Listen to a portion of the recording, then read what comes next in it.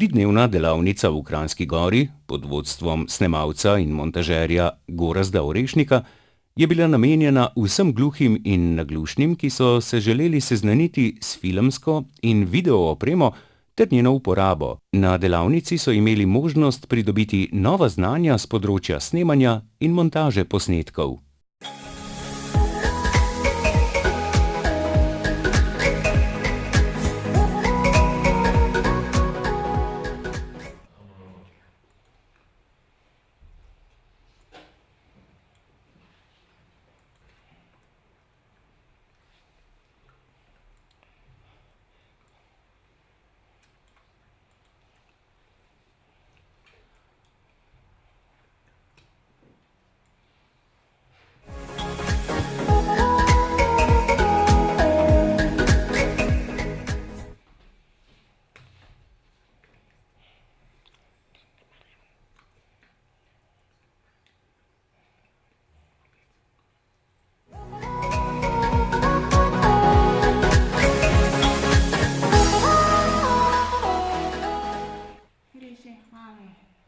Veliko tem ni enostavno, ampak filmski delavnica ogromno.